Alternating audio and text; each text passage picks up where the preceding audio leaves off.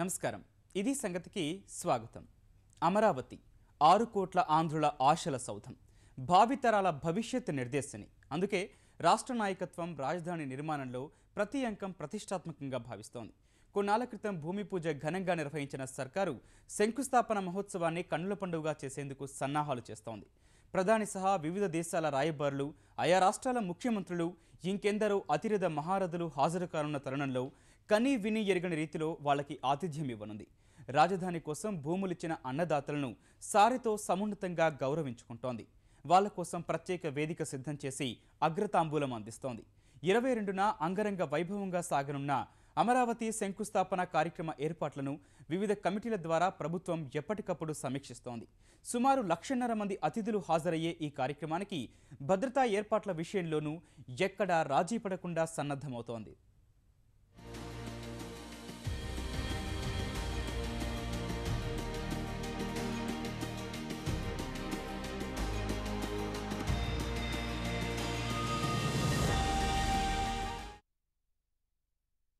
గుంటూరు జిల్లా ఉద్దండరాయునిపాలెం రాష్ట్రం యావత్తు, ఇంకా చెప్పాలంటే దేశమంతా కళ్ళు విప్పార్చి ఈ ఊరివైపే చూస్తోంది. ఇక్కడి కార్యక్రమాల గురించే చర్చించుకుంటోంది. విదేశాల్లోని ప్రవాస తెలుగువాళ్లు అమితాసక్తి ప్రదర్శిస్తున్నారు. కారణం, ఈ నెల 22న ప్రధాని చేతుల మీదుగా జరిగే ఆంధ్రుల ఆశల నగరి అమరావతి శంకుస్థాపనకు వేదిక ఈ గ్రామమే. అంగరంగ వైభవంగా సాగే ఈ కార్యక్రమం పనులు శరవేగంగా సాగుతున్నాయి.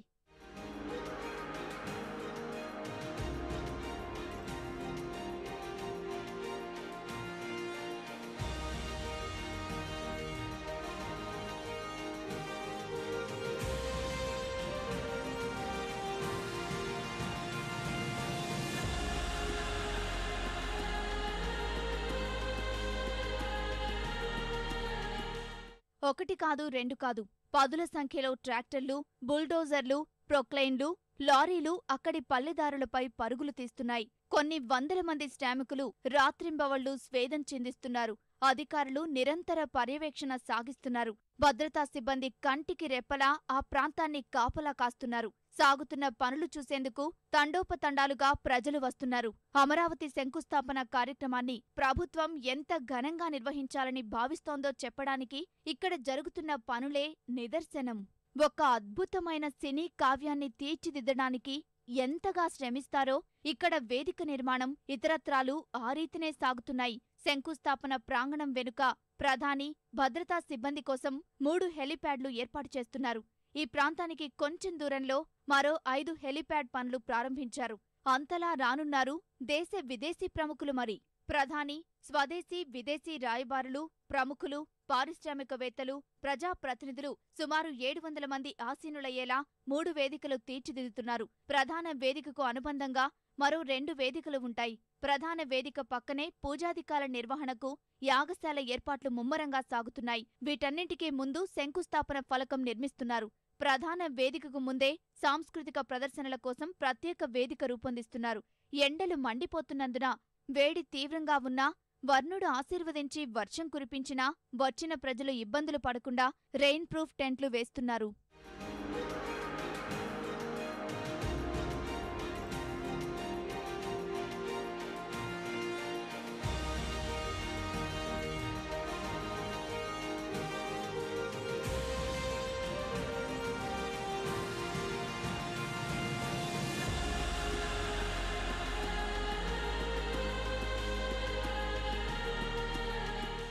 రాజధాని అమరావతి నిర్మాణం కోసం భూ సమీకరణలో స్వచ్ఛందంగా భూములిచ్చిన రైతు కుటుంబాల రుణం తీర్చుకోవాలని రాష్ట్ర ప్రభుత్వం నిర్ణయించింది. ఈ నెల 22న రాజధాని శంకుస్థాపన పురస్కరించుకుని రైతులకు అధిక ప్రాధాన్యమిస్తోంది. 29 గ్రామాల రైతుల్ని ప్రత్యేక ఆహ్వానితులుగా భావిస్తోంది. భూమి ఇచ్చిన రైతుల్ని సముచితంగా గౌరవించబోతోంది. ఆహ్వాన పత్రం మొదలుకొని రైతులకు చెందిన ప్రతి విషయంలోనూ జాగ్రత్తలు తీసుకుంటోంది. జూన్ 6వ తేదీన రాజధాని నిర్మాణానికి భూమి పూజ చేసిన సమయంలో చంద్రబాబు రాజధాని నిర్మాణానికి సహకరించిన రైతుల త్యాగాన్ని కొనియాడారు. ఇది ఒక రకంగా మా అదృష్టంగా మేము భావిస్తున్నాను. మా పిల్లలు ఉన్న చదువుల కోసం కానీ ఏదైనా కానీ మాకు అన్ని రకాల ఆర్థికంగా బాగా చేయనిస్తుంది. గత 40 సంవత్సరాల నుంచి మా నియోజకవర్గం రిజర్వ్ నియోజకవర్గం ఉంటుంది, అభివృద్ధి లేదని. విజయవాడకి 20 కిలోమీటర్ల దూరం ఉన్నా మేము విజయవాడ వెళ్ళాలంటే ఎంతో బాధ, సరైన రోడ్లు లేక. ఇప్పుడు అవన్నీ మా వెనకటిని మా చిన్నప్పటి నుంచి పడిన కష్టాలని ఈ దెబ్బతో తీరిపోయినాయండి. ఇది ప్రపంచంలోనే జస్ట్ ఇండియాలోనే నంబర్ 1 రాజధాని అయితేనే గట్టి నమ్మకం మాకుంది. చంద్రబాబు నాయుడు గారు కూడా దీన్ని ఒక ఛాలెంజ్గా తీసుకొని చాలా బాగా చేస్తారనేది మాకు గట్టి నమ్మకం. చంద్రబాబు నాయుడు గారు మంచి దేవుళ్ళలాగా వచ్చి మాకు హెల్ప్ చేశారు. అమరావతి నిర్మాణానికి సమీకరణలో భూములిచ్చిన సుమారు 24,000 రైతు కుటుంబాల్ని శంకుస్థాపన కార్యక్రమానికి రావాలంటూ ఇంటింటికి వెళ్లి ప్రభుత్వం ఆహ్వానిస్తోంది. సిఆర్డీఏ అధికారులు, గ్రామ రాజధాని కమిటీ సభ్యులు స్వయంగా ఆహ్వాన పత్రాలు అందిస్తారు. రాజధానికి భూములిచ్చిన రైతు కుటుంబాలకు ప్రభుత్వం తరపున నూతన వస్త్రాలు పెట్టి గౌరవించాలని ముఖ్యమంత్రి చంద్రబాబు ఆదేశించారు. మహిళలకు చీర, పురుషులకు ధోవతి, కండువా ఇస్తారు. 24,000 రైతు కుటుంబాలకు ప్రభుత్వం నుంచి సారె అందుతుంది. రైతులకిచ్చే ఆహ్వాన పత్రాలే కార్యక్రమానికి పాస్లుగా పరిగణిస్తారు. వీరికోసం వేదిక దగ్గర్లోనే సాంస్కృతిక కార్యక్రమాలు జరిగే వేదిక ముందు ప్రత్యేక గ్యాలరీ ఏర్పాటు చేస్తున్నారు. కేవలం రైతు కుటుంబాలనే అనుమతిస్తారు. వారికోసం కుర్చీలు కూడా ప్రత్యేకంగా వేస్తున్నారు.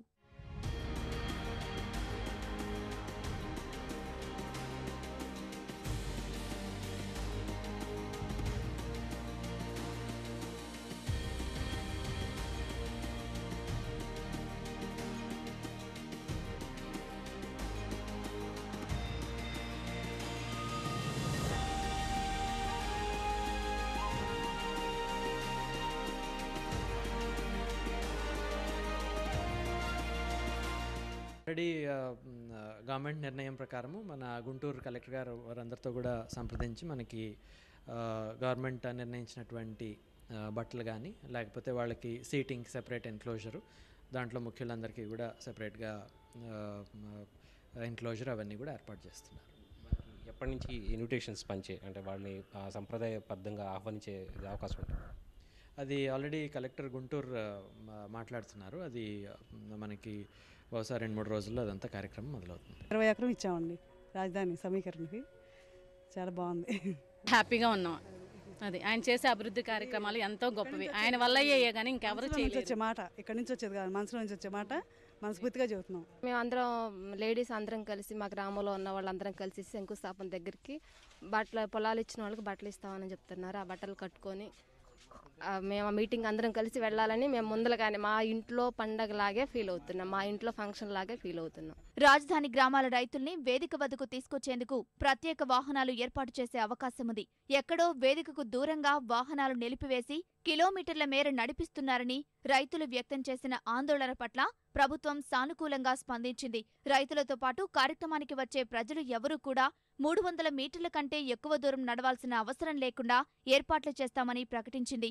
రైతుల్ని వారికి కేటాయించిన సీట్లలో కూర్చోబెట్టేందుకు వాలంటీర్లను నియమిస్తోంది. కృష్ణా తీరంలో రాజధాని శంకుస్థాపన సంబురం అంబరాన్ని తాకేలా నిర్వహించేందుకు యావత్ అధికార యంత్రాంగం ఉద్యుక్తులైంది. ఈ కార్యక్రమం విజయవంతం చేసేందుకు వీలుగా 8 కమిటీలు ఏర్పాటు చేసి బాధ్యతలు అప్పగించారు. ఎప్పటికప్పుడు పనుల పురోగతిపై సీఎం సమీక్ష నిర్వహిస్తున్నారు. కార్యక్రమానికి అతి ముఖ్యమైనటువంటి భాగం పార్కింగ్ ప్లేసెస్. ఎందుకంటే అతి దగ్గరగా డయాస్కి స్టేజ్కి దగ్గరగా సుమారుగా 200 మీటర్లలో మినిమం నడిచే విధంగా మనం ఏర్పాటు చేస్తున్నాం. దగ్గరలోనే పార్కింగ్ ప్లేసెస్ వస్తున్నాయి. అవి సుమారుగా 200 ఎకరాల్లో పార్కింగ్ ప్లేసెస్ వస్తున్నాయి. అలాగే ఈ పార్కింగ్ ప్లేసుల నుంచి మళ్ళీ మెయిన్ రోడ్స్కి కనెక్ట్ అయ్యే విధంగా కూడా రోడ్ నెట్వర్క్ని ఏర్పాటు చేస్తున్నాం. అలాగే విఐపి అలాగే వివిఐపి సంబంధించినటువంటి పార్కింగ్ ప్లేసెస్, అలాగే వారు వచ్చేదానికి వీలుగా రోడ్లని కూడా సెపరేట్గా మనం ఎక్స్క్లూజివ్గా రోడ్స్ ఏర్పాటు చేస్తున్నాం. రైతులు అంటే మనం ముఖ్యంగా కేటగరైజ్ చేశారు వాళ్ళ స్టాటస్ ప్రకారం. సో దాని ప్రకారం సీటింగ్ అరేంజ్మెంట్స్ ఉంటుంది, సెక్యూర్డ్ సీటింగ్ అనేది, కలర్ కోడింగ్ ఉంటుంది, పాసెస్ ఉంటుంది. అదేవిధంగా ఇప్పుడు కామన్ ఇది వస్తే వాళ్ళకు పాసెస్ అవసరం లేదు, వాళ్ళు నేరుగా వచ్చి సెక్యూరిటీ చెకప్ చేసి లోపల రావచ్చు. ఇన్వైటెడ్ వాళ్ళైతే వాళ్ళ పాస్ కానీ ఇన్విటేషన్ కార్డు కానీ చూపిస్తే లోపల వెళ్ళవచ్చు.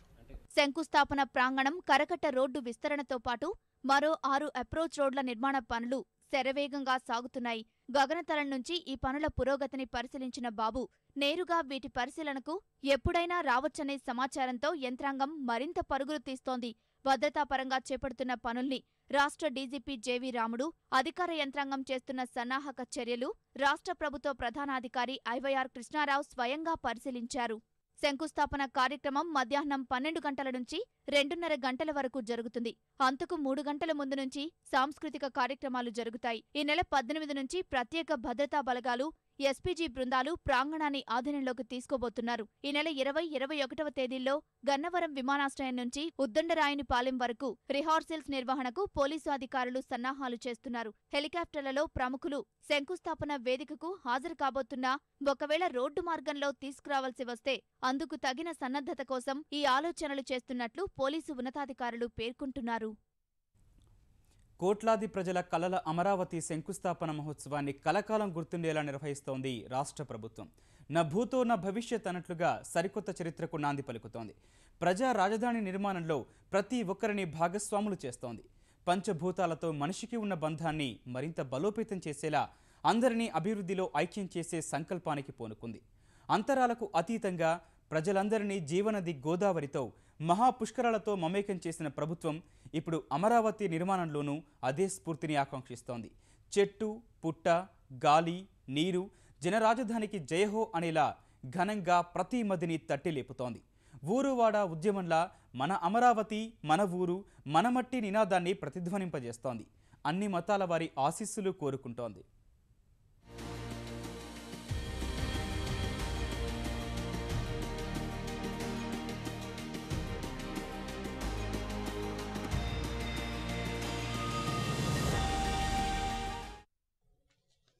ఓవైపు అత్యంత వైభవోపేతమైన ఏర్పాట్లు, మరోవైపు ఆహ్వానాలు. ఆంధ్రుల కలల రాజధాని అమరావతి శంకుస్థాపనకు ముహూర్తం దగ్గర పడుతున్న వేళ అంతటా ఇదే పండుగ వాతావరణం. ఇందుకు తగ్గట్టే జనరాజధాని నిర్మాణంలో ప్రజలందరినీ భాగస్వాముల్ని చేస్తోంది రాష్ట్ర ప్రభుత్వం. ఇది నా రాజధాని అని ఘనంగా చాటేలా మన అమరావతి, మన మట్టి, మన నీరు నినాదంతో ముందుకు సాగుతోంది. కృష్ణానదీ తీరాన సరికొత్త భవిష్యత్కు నాంది పలుకుతున్నామని ప్రపంచానికి చాటి చెప్పే ప్రయత్నం చేస్తోంది. స్వయంగా ముఖ్యమంత్రి చంద్రబాబు నాయుడు ప్రధాని నుంచి రాష్ట్రాల ముఖ్యమంత్రులు, ప్రముఖులను కలుసుకుని ఆహ్వాన పత్రాలు అందజేస్తున్నారు. ఆశీర్వదించాలంటూ విజ్ఞప్తి చేస్తున్నారు.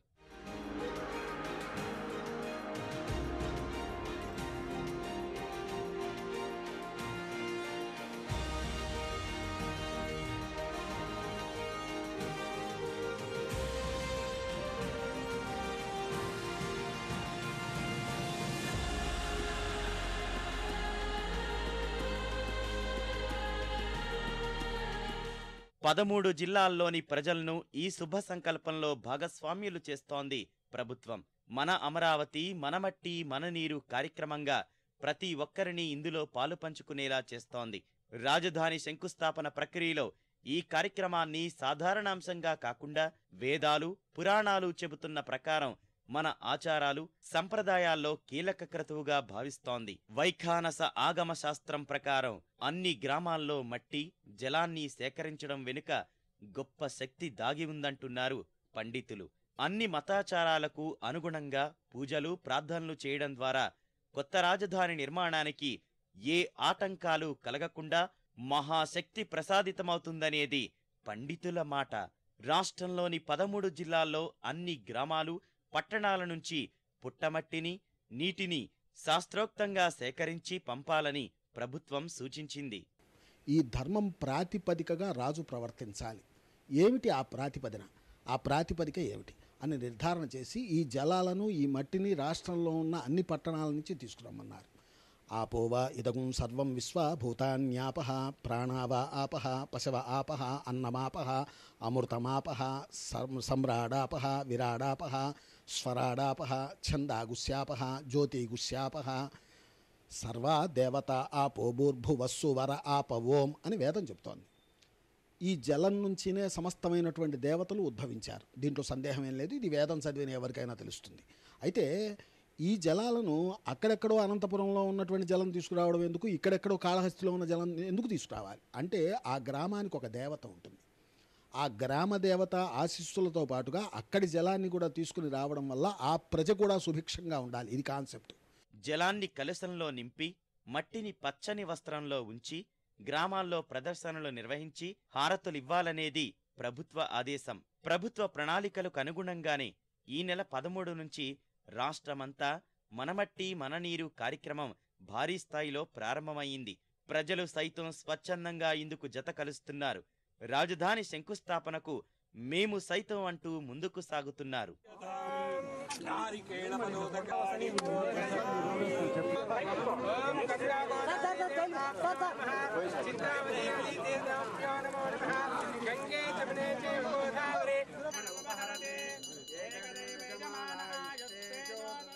మనమట్టి మన నీరు కార్యక్రమానికి గట్టి నేపథ్యమే ఉంది.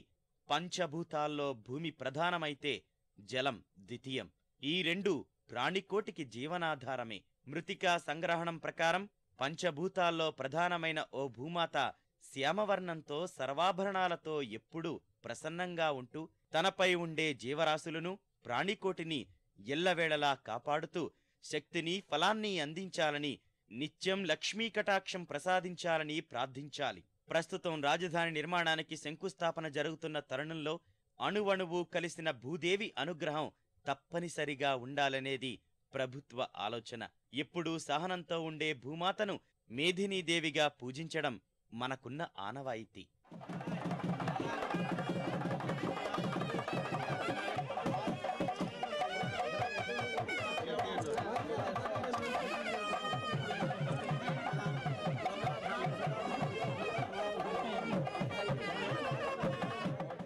అసలు పుట్టమట్టి దేనికి తీసుకురావాలి? ఈ మట్టి ఏదైనా శుభకార్యం చేసేటప్పుడు అంకురారోపణ అనే కార్యక్రమం చేస్తాము.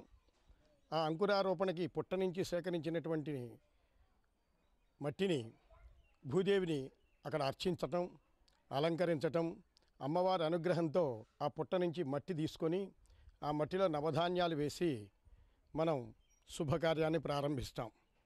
ఏ కార్యక్రమం చేసినా కూడా మొట్టమొదటగా అంకురారోపణతోనే మనకి ఈ కార్యక్రమాలు ప్రారంభిస్తాం. జల సంగ్రహణం గంగా, యమున, గోదావరి వంటి జలాల్ని కలిపి ఏ స్థలంలో పవిత్రంగా చల్లుతారో ఆ స్థలం మహాశుద్ధి అవుతుందని, పవిత్రత చెంది భగవత్శక్తి ఆపాదిస్తుందనేది సారాంశం. కొత్త రాజధాని నిర్మాణంలో ఇది కీలకమే. పంచభూతాల్లో ఒకటైన జల సంగ్రహణంపై కూడా ప్రభుత్వం ప్రాధాన్యమిచ్చింది. అన్ని ప్రాంతాల్లోని జలాలు సేకరించి కలశాల్లో నింపి దానిపై పచ్చని వస్త్రాన్ని ఉంచి రాజధాని శంకుస్థాపన సమయానికి పంపాలని సూచించింది. అన్ని గ్రామాల్లో సేకరించిన మట్టి, నీటిని నియోజకవర్గ కేంద్రాల్లో పూజలు చేసి పంపాలని సూచించారు. ఇందులో భాగంగా చేసే హోమం, గ్రామంలో ఇచ్చే హారతికి ప్రాధాన్యం ఉందంటున్నారు పండితులు. మన నీరు, ఈ నీరు కూడా మనకి సాక్షాత్తు లోకపావనైనటువంటి గంగాదేవి ముఖ్యంగా మనం చెప్పబడుతోంది. అలాగే ఈ నీరు మనం విశేషంగా ఎక్కడికైనా స్నానం చేయడానికి వెళ్తే గంగే యమునే చైవ గోదావరి సరస్వతి నర్మదే సింధు కావేరి జలేస్మిన్ సన్నిధిం కురు అని చెప్పి నమస్కారం చేసుకొని స్నానం చేసినట్టే. అలాగే పంచభూతాలలో ఇవి రెండు చాలా ముఖ్యమైనటువంటివి, భూమి, నీరు అనేటువంటిది. ఈ యొక్క విశ్వమంతా కూడా పంచభూతాల మీద ఆధారపడి ఉంటుంది కనుక దాంట్లో ముఖ్యమైనటువంటివి భూమి, నీరు, అగ్ని. కనుక ఇవన్నీ కూడా సహకరించి రాజధాని శంకుస్థాపనకి పరిపూర్ణతను కలగజేయడం కోసం ఈ మన నీరు మన మట్టి అనేటువంటి కార్యక్రమాన్ని, బృహత్తరమైనటువంటి కార్యక్రమాన్ని ఈ యొక్క ప్రభుత్వం, అలాగే మన చంద్రబాబు నాయుడు గారి యొక్క కార్యక్రమాన్ని తలపెట్టడం చాలా సంతోషంగా ఉంది. గ్రామాల్లో సేకరించిన మట్టి, నీటికి పూజలు అందించే క్రమంలో జరిపే హోమం ద్వారా రాష్ట్రానికి సమృద్ధిగా అన్నీ సమకూరాలని, అనుకున్న కార్యక్రమం నిర్విఘ్నంగా జరగాలని, వర్షాలు కురిసి రాష్ట్రం పచ్చగా ఉండాలని కోరుకుంటారు. భగవద్గీతలో చెప్పిన ప్రకారం యజ్ఞం చేస్తే హోమం నుంచి మేఘం ఏర్పడి అది వర్షించి పంటలు పండి జీవకోటి సుభిక్షంగా ఉండాలనేది దీని ఉద్దేశం. గ్రామాల్లో ఊరేగింపు మన సంప్రదాయం. గ్రామాల్లోని ప్రజలందరి ఆశీస్సులు, మంచి జరగాలనే ఆకాంక్షతో కూడిన బలం చేకూరుతుందని చెబుతున్నారు పండితులు. సంకల్పం చేసి స్నానం చేయాలంటే గంగేచ యమునే చైవ గోదావరి సరస్వతి నర్మదే సింధు కావేరి జలేస్మిన్ సన్నిధిం కురు అని చెప్తాం. ఎక్కడున్నామయ్యా, మనం ఎక్కడైనా ఉండనివ్వండి, అంతర్వాహినిగా గంగ ప్రవహిస్తుందని శాస్త్రం చెబుతుంది. కాబట్టి ఆ జలం తీసుకొని ఆ రాజధాని ప్రాంతంలో ఎవరి చేయి ఎట్లా ఉంటుందో, ఏ అమ్మ చేయి ఎట్లా ఉంటుందో తెలియదు. ఒక్కొక్క అమ్మ అన్నం పెడితే చాలా గొప్పగా ఉంటుంది, అరుగుతుంది, ఆనందంగా ఉంటుంది. అందుకని 10 మంది చేతులు కలిపి అక్కడ ఈ నీరు, ఈ మట్టి తీసుకెళ్ళి కనుక పెట్టి ఈ రాజధాని ప్రాంతంలో ఆ భగవంతుడిని ఆరాధించి ఎవరైనా కానీ మా రాజ్యము, మా ప్రాంతం గొప్పగా ఉండాలని ఎప్పుడైతే సంకల్పిస్తారో ఆ రాజ్యం సుభిక్షంగా ఉంటుంది. విజయదశమి రోజు కాబట్టి విజయదశమి రోజు ఏ పని చేసినా కానీ శుభప్రదంగానే ఉంటుంది అనేటువంటిది విజయ పరంపర అనే శాస్త్రం చెప్పబడింది. మట్టి నీరు సేకరించే ఈ కార్యక్రమంలో గ్రామ మండల జన్మభూమి కమిటీలు తప్పక హాజరు కావాలని ముఖ్యమంత్రి సూచించారు. సాధ్యమైనంత వరకు పుట్టమట్టి, నదీ పరివాహక ప్రాంతము లేదా చెరువు నుంచి మాత్రమే ఈ మట్టిని సేకరించాలి. ఆ సమయంలో అన్ని మతాలకు సంబంధించిన పూజలు, ప్రార్థనలు జరిగే విధంగా కలెక్టర్లు చర్యలు తీసుకోవాలి. అవసరమైతే ఆధ్యాత్మిక సంస్థలైన రామకృష్ణ మఠం, చిన్మయ మిషన్, సత్యసాయి, బ్రహ్మకుమారి, చిన్నజీయర్, అన్నమాచార్య, దాసా ప్రాజెక్టు తదితర స్వచ్ఛంద సంస్థల సహకారం తీసుకోవాలని ముఖ్యమంత్రి మార్గనిర్దేశం చేశారు. రాజధాని శంకుస్థాపనకు అన్ని గ్రామాల నుంచి సేకరిస్తున్న మట్టి, నీటి కలశాలకు అన్ని మతాచారాల ప్రకారం పూజలు, ప్రార్థనలు చేయడం వల్ల అందరి అనుగ్రహం, ఆశీస్సులు కొత్త రాజధానికి లభించాలనేది ముఖ్య ఉద్దేశం. ముఖ్యమంత్రి మొదలు పంచాయతీ వార్డు సభ్యుని వరకు పల్లెలు, పట్టణాల్లో ప్రజాప్రతినిధులు అందరితో పాటు ప్రజలను రాజధాని అమరావతి మహాకార్యక్రమంలో తమ వంతుగా స్వచ్ఛందంగా పాల్గొనేలా చేయాలన్నది ఆలోచన. పల్లెల్లో దసరా ఉత్సవాలకు ఈ కార్యక్రమం జోడించడం ద్వారా ఒకరి నుంచి మరొకరు అన్నట్లుగా ఉత్సాహభరిత వాతావరణం అంతటా పరుచుకుంది. కోలాటాల ప్రదర్శనలు, డప్పు వాయిద్యాలు, సంప్రదాయ కీర్తనలతో పల్లెల్లో మళ్లీ పాతకాలం సందడి కనిపిస్తోంది. ఇది సంగతి. మరిన్ని విభిన్న అంశాలతో మరో ఇది సంగతిలో మళ్ళీ కలుద్దాం. నమస్కారం.